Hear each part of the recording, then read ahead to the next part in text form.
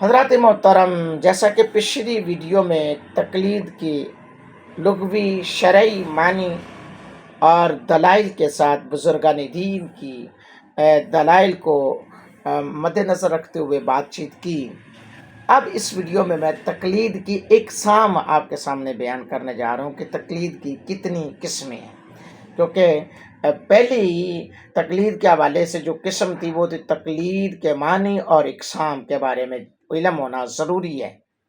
تو تقلید کی دو قسمیں ہیں۔ تقلید دو طرح کی ہے، نمبر ایک شرعی اور نمبر دو غیر شرعی۔ اب تقلید شرعی تو شریعت کے احکام میں کسی کی پیروی کرنے کو کہتے ہیں، جیسا کہ روزہ، نماز، حج، زکوٰۃ وغیرہ کے مسائل۔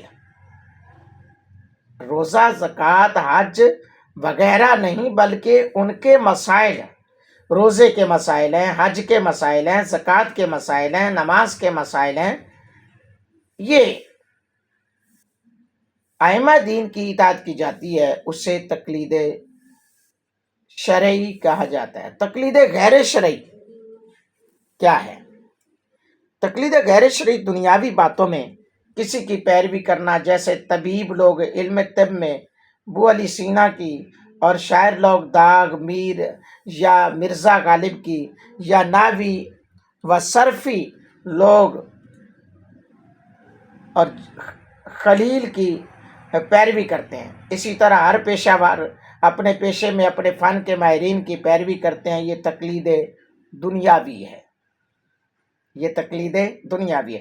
صوفیاء کرام جو وظائف اعمال میں اپنے مشائخ کے قول اور فعل کی پیروی کرتے ہیں، وہ تقلید دینی تو ہے مگر تقلید شرعی نہیں۔ ہاں، یہ تقلید دینی تو ہو جائے گی لیکن تقلید شرعی نہیں بلکہ تقلید فی طریقت ہے۔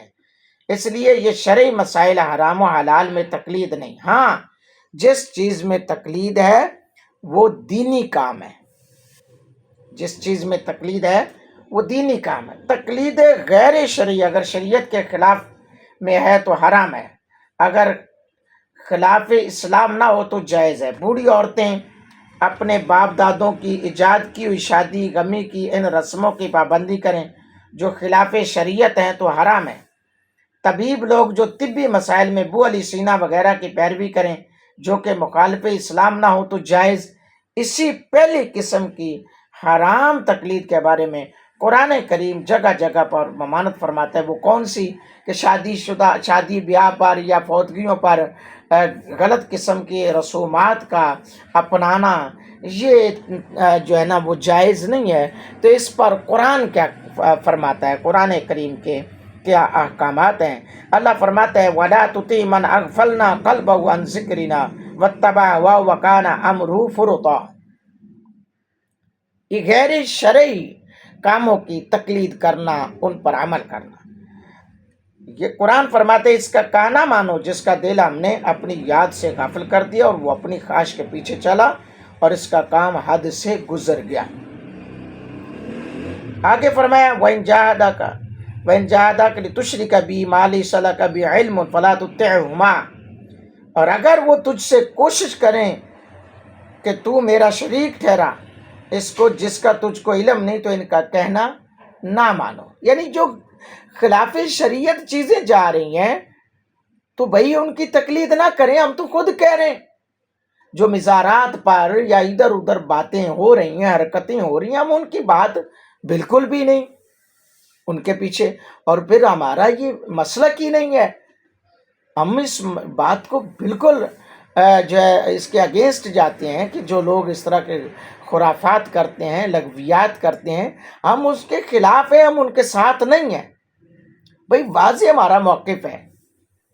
اللہ رب العالمین نے قرآن کریم میں ارشاد فرمایا وَإِذَا قِيلَ لَهُمْ تَعَالَوْا إِلَىٰ مَا أَنزَلَ اللَّهُ وَإِلَى الرَّسُولِ قَالُوا حَسْبُنَا مَا وَجَدْنَا عَلَيْهِ آبَاءَنَا أَوَلَوْ كَانَ آبَاؤُهُمْ لَا يَعْلَمُونَ شَيْئًا وَلَا يَهْتَدُونَ۔ اور جب ان سے کہا جائے کہ آؤ اس طرف جو اللہ نے اتارا اور رسول کی طرف، کہیں ہم کو تو وہ بہت ہے جس پر ہم نے اپنے باپ دادا کو پایا اگرچہ ان کے باپ دادا کچھ نہ جانے اور نہ پڑھوں۔ اب یہی بات اللہ رب العالمین نے قرآن پاک میں وضاحت کر دی. اب کچھ لوگ ان رسومات کو اپناتے ہوئے جی ہمارے ماں باپ نے کی ہیں، ہمارے باپ دادا نے کی ہیں، تو ہم نے تو اس رسم کو نہیں چھوڑنا، تو یہ غلط ہے کیونکہ وہ شریعت سے ٹکرا رہی ہیں. تو ایسی رسومات سے بالکل بھی ہمارا اسلام کا جس سے نقصان ہو رہا ہو، یا اسلام کے اگینسٹ جا رہی ہوں، اسلام کے مخالف ہوں، اسلام کے جو ہے نا اس سے اسلام کو دینی شرعی مسائل کو نقصان پہنچتا ہو، شرعی حدود کا نقصان ہو، تو ایسی چیزوں کو کبھی بھی اپنانا نہیں چاہیے، چاہے وہ باپ نے کی ہو، بھائی نے کی ہو، ماں نے کی ہو، دادا نے کی ہو، پردادا نے کی ہو. تو اللہ رب العالمین ارشاد فرمائے وَإِذَا قِيلَ لَهُمُ اتَّبِعُوا مَا أَنزَلَ اللَّهُ قَالُوا بَلْ نَتَّبِعُ مَا أَلْفَيْنَا عَلَيْهِ آبَاءَنَا. اور جب ان سے کہا جائے کہ اللہ کے اتارے ہوئے پر چلو تو کہیں گے ہم تو اس پر چلیں گے جس پر اپنے باپ دادا کو پائے. ان میں اور ان جیسی آیتوں میں اسی تقلید کی برائی فرمائی گی جو شریعت کے مقابلے میں جاہل باپ داداؤں کے حرام کاموں میں کی جائے گی. چونکہ ہمارے باپ دادا ایسا کام کرتے تھے، ہم بھی ایسا کریں گے.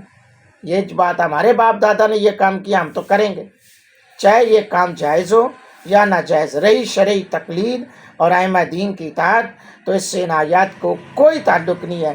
ان آیاتوں سے تقلید ائمہ کو شرک یا حرام کہنا محض بے دینی ہے اور اس کا بہت خیال رکھنا ہوگا. ہاں اب یہ جو شرعی تقلید کو کہہ دیتی ہیں اس کے لیے یہ دلیل دے دیتے ہیں باپ دادا باپ دادا. او بھائی باپ دادا کی بات نہیں ہے یہاں پہ. باپ دادا وہ جو غلط رسومات جو شریعت سے ٹکرا رہی ہیں. اب میرے امام اعظم ابو حنیفہ رحمۃ اللہ تعالیٰ علیہ کے جو اقوال ہیں، ان کے مسائل ہیں، فقہ پر انہوں نے جو تجسس کیا ہے، کون سی قرآن کی آیت سے وہ ٹکرا رہی ہیں؟ بتائیں مجھے کس حدیث سے وہ ٹکرا رہی ہیں؟ تو یہ دلیل جو غلط رسومات کے لیے ہے، اس کو آپ کسی اور جگہ پر فٹ کریں تو یہ فٹ نہیں ہوگی اور نہ ہی ہونے دیں گے. اگر آپ اس طرح کے تمام معاملات کو سمجھنا چاہتے ہیں تو فالو کریں، لائک کریں اور سبسکرائب کریں اور شیئر کریں اور کمنٹس میں اپنی حاضری ضرور لگوائیں. اگلی بات جو ہوگی وہ ہوگی کن مسائل میں تقلید کی جاتی ہے، کن میں نہیں کی جاتی. یہ بات دوسری مثال تھی، تقلید کی دوسری قسم تھی، وہ انشاءاللہ اگلی ویڈیو میں آپ کے سامنے رکھوں گا. اللہ تعالی ہم سب کا حامی و ناصر ہو. اللہ حافظ.